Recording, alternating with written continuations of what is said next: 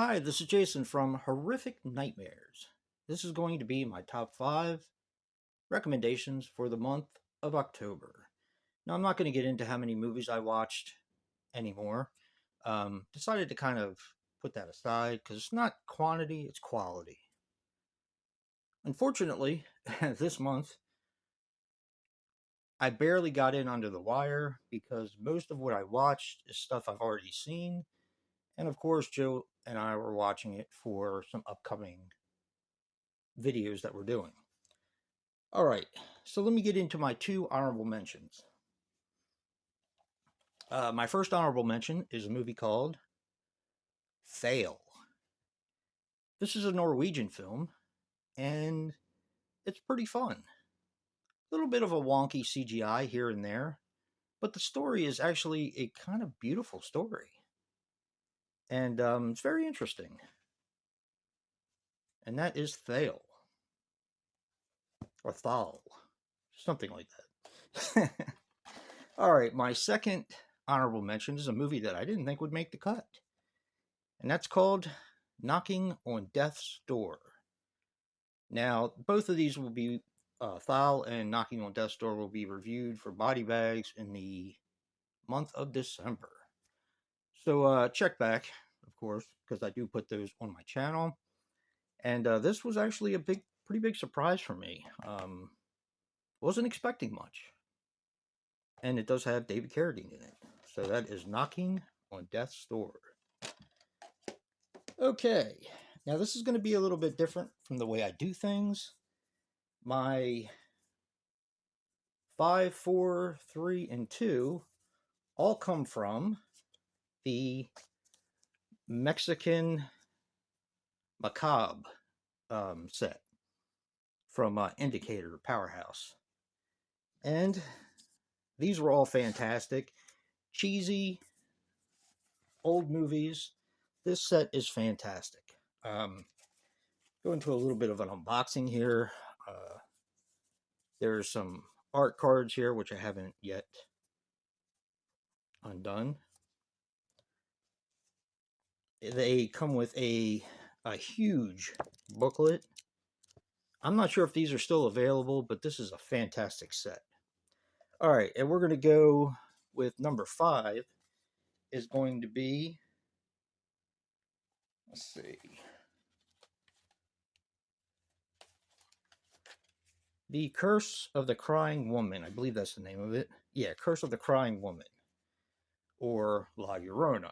This is a different take on the story, and really nice. This set is really nice. It's like a digipack. Very cool.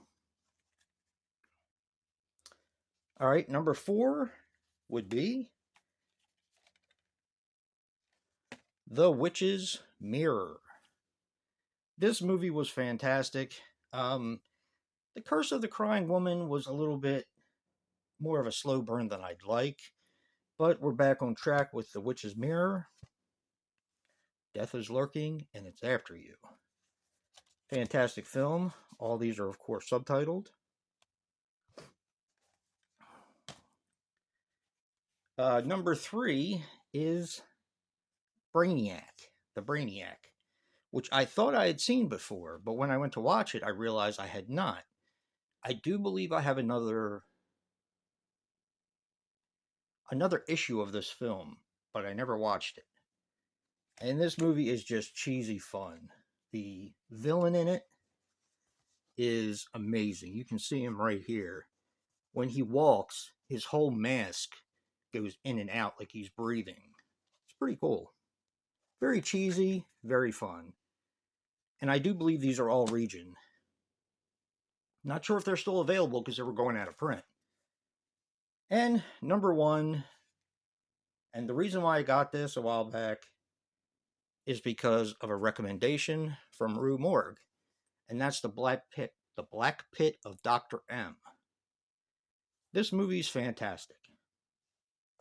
I can see why they recommended it, and I was thoroughly impressed. So, really cool. Fun, cheesy horror movies. Again, that is from the Mexican Macabre Macabre box set from Indicator. They do a fantastic job. All right, now for my number one. Actually, before I get to my number one, I want to talk about my other for the month, and that is the Justice League, the Zack Snyder Cut. I finally got around to not only getting this, but watching this.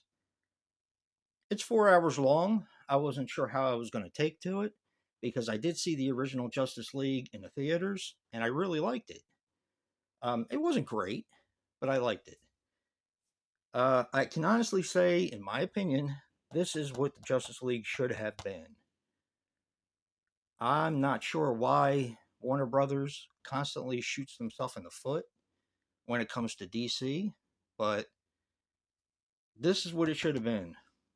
So apparently, I guess Zack Snyder got canned um, in the middle of making this film or towards the end of making it. He had to make some adjustments in order to put this out, but it's it's a really good film. And it's rated R. And I'm sure that had something to do with why it wasn't released. Although, in my opinion, you could have made a trim here, a trim there, maybe cut out a couple of the F bombs, and you would have had a PG-13 movie that everybody could have enjoyed. Now, with that being said, without getting too far into it, the problem is getting someone to sit there for 4 hours. And I get that. Man, this movie's good. So good. And I'm a Marvel guy. Have been since I was a little kid, but this is a damn good film. So if you haven't seen the Zack Snyder cut, definitely check it out. Which brings me to my number one. Is this horror? Is this a comedy? Is this a really weird, messed up film? All of the above. My number one is Parasite. For anybody who's seen Parasite, you'll know that it gets very. The horror elements come out towards the end, and it's just a brutal mess. But man, is this a well written film. I'm actually surprised it got an Academy Award because of the horror elements. But it's easier to classify this as something else than to give horror its due. Granted, there's more than horror in this film, all kinds of things. But it's definitely one of the best written films I've ever seen. And that is Parasite. And it does have quite a bit of horror elements to it, especially in the last act of the film. So good. So my number one is Parasite. 2 through, I guess, 5 is the Mexican Macabre set. And my 2 honorable mentions are Knocking on Death's Door, which actually kind of surprised me. I wasn't expecting much. And Fail. And my other is, I can't find where I put it, the Justice League. I believe it's over here. Yeah. The Justice League, the Zack Snyder Cut. Hope you guys had a great October, a great Halloween, and physical media matters. And until next time, peace.